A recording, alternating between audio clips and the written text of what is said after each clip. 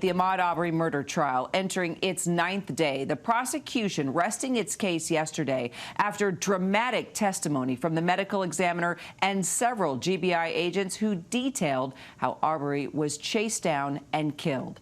Now attorneys for each of the 3 defendants set to lay out their defense.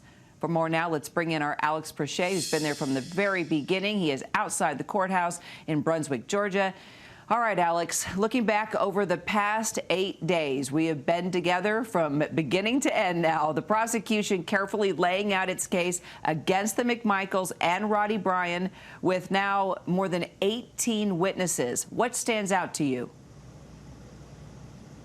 Well, Kira, the thing that stands out to me most is the prosecution's case began with strong visuals and ended with strong visuals. You remember the first video, the video that many of us had seen before this trial even started, the cell phone video that William Roddy Bryant shot of that day, February 23rd, 2020, when Ahmaud Arbery down in that Satilla Shores neighborhood. But then we saw some of the first responding officers' body camera footage immediately after that, and also some of the crime scene photos. It was graphic. We remember that Ahmaud Arbery's mother, Wanda Cooper Jones, was inside the courtroom for much of that, taking that in. His father, Marcus Arbery, leaving on numerous occasions because he said he didn't want to relive that. But, you know, those were some of the initial images that the jury here was taking in. We knew that it was too much for some. We had seen some jurors on those first couple of days who would put their heads down or shielded their eyes with their notebooks. And then you fast forward to day 7 and 8,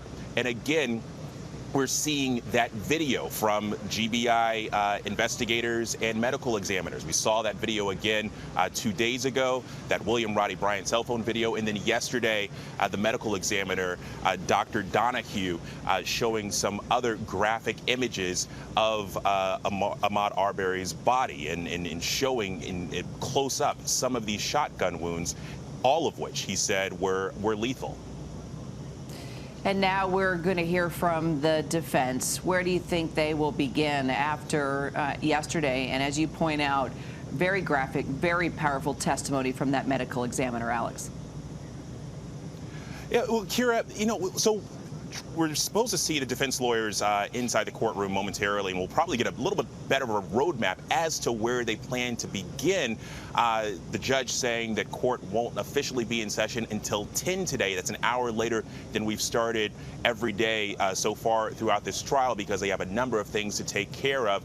But there are a couple of things in the air which we expect them to discuss. And number one is whether any of the defendants plan to testify. That's something that, you know, we had talked about before. But then also there's the issue of how to handle this trial, which has been had a number of starts and stops because of the number of motions and sidebars and objections. Now we're looking at this trial potentially sliding into the week of Thanksgiving. Keep in mind, many of the folks that are inside this courtroom, the judges from Savannah, many of the defense lawyers are from either Macon or Atlanta. Kevin Goff, William Roddy Bryant's attorney, is the only one who's based here in Brunswick. The prosecution team is from Cobb County, Georgia, which is about a 5-hour drive. And so they're going to have to figure out logistics if this goes into the week of Thanksgiving. So we expect them to kind of work on that as well. So, Alex, you know, I understand that the judge has actually walked into the courtroom now at 9:05 Eastern time. Of course, this is set to resume in the 10 o'clock hour. It's possible this could get started earlier. As you mentioned, we're going to be hearing about the various motions presented to the judge there. We're going to sort of monitor this and see where this goes. But let's talk about tomorrow, Thursday. This is supposed to be the day that a number of black leaders, pastors, come for a large rally to show support for the family. But you already mentioned yesterday a number of those leaders showing up, and a very diverse group. And you know, race, just the issue of race has been such such a volatile issue here, from even Kevin Goff, one of the defense attorneys, and comments that he's made, and then all the drama that went down with Reverend Jesse Jackson in the courtroom, and that lawyer trying to get him kicked out of the courthouse, saying it could cause the jury to sway in another direction, that they could be intimidated. But so far, you know, you have made it very clear that as these leaders and supporters, and there's the Reverend Jesse Jackson there with Ahmaud Arbery's mother in the courtroom on day 7 of the trial, that their presence has been peaceful and all about comforting the family in a trial that from the very beginning has been racially charged, even from the judge concerned about the 65 potential jurors. And once it was narrowed down, there was only one black juror, and he felt that that was intentional discrimination. Just the underlying theme of race and race relations, sending out some powerful messages within the past week.